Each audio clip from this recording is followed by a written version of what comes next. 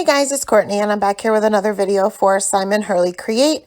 Today we are going to be going over a very simple and easy technique, and we're talking about shadowing with stamps and stencils.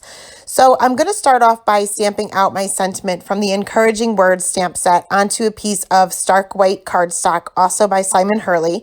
And I'm going to go ahead and stamp this out with Minty Fresh ink, which is one of his newest colors. And this is a pretty light color. Then I'm going to go ahead and stamp the same sentiment onto a piece of masking paper.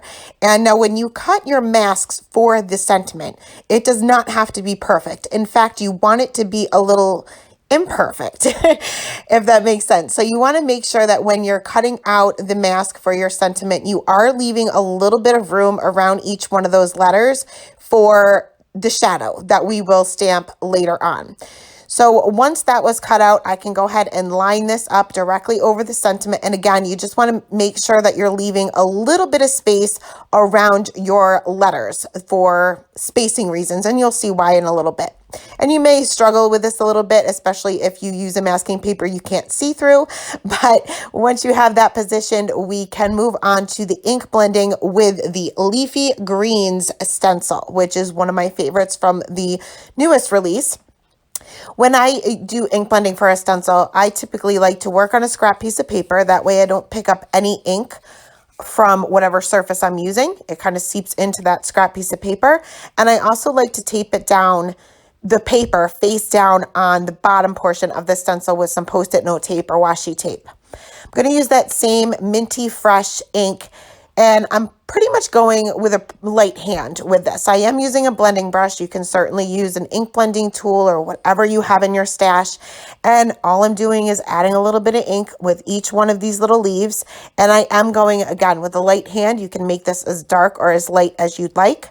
Once my ink blending was done with this lightest color, I did let my panel sit for about 15 minutes or so. This is a dye ink, but it's not one that dries immediately. It dries to the touch, but it is still wet on the paper, and you want to make sure that it is completely dry. So I let it sit for about 15 minutes or so. Once that was done, I went ahead and treated my cardstock with an anti-static tool, and then I'm going to line back up my stencil. But this time, I'm going to shift it up and to the right. You can go any side you want, up or down, whatever you prefer. But I pretty much just line it up over those leaves and then shift it up a little bit so that they look like they have a shadow. I'm going to move on to the Tropical Tango ink, and this time I'm doing the same thing, only I'm going in with a heavier hand. Now remember when we said that these inks do not dry immediately, even though they are dye inks. These dye inks are great for blending, so they will not dry quite as fast as traditional dye inks, but we're going to use that in our favor. So I'm adding a ton of ink to each one of these leaves. And in fact, when I get to the last leaf here, I am going to go over really quickly the ones that I had started with, just in case they started to dry. I can make sure that my embossing powder will stick to these. So I can go ahead and remove my stencil here, and then I'm going to sprinkle on some clear embossing powder. And I'm using the detail embossing powder. It just works well for me, but you can use anything you have in your stash. And I will heat set this. Now you do want to make sure that your heat gun is heated up for about 30 to 45 seconds before bringing it to the paper. Because we're going to be adding so much heat here, we do want to minimize the warping.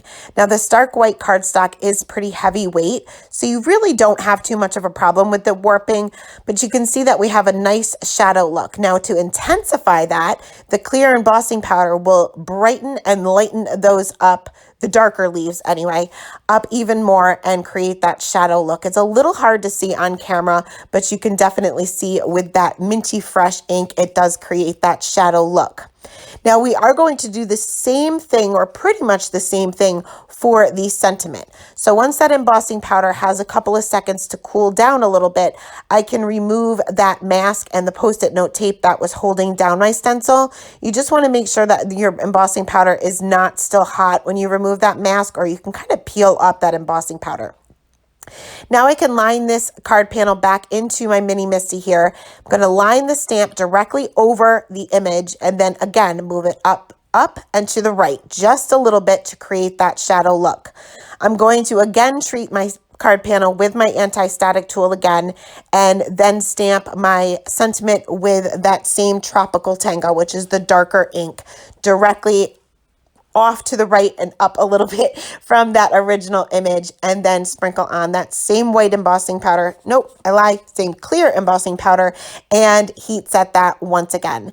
Now, I love this look, and it is a little bit hard to tell on camera the amount of shadow you actually can see in person, and it will all depend on the inks that you choose to use, but I felt like this needed a little bit. So I ended up trimming 1/8 of an inch off each side, so that way my sentiment was still centered. Then I'm going to take another piece of cardstock, and again, this is cut to just an A2 size card, which we're going to cut down anyway, so it doesn't really matter. And I'm going to do some ink blending on either side, and I'm going to cut strips.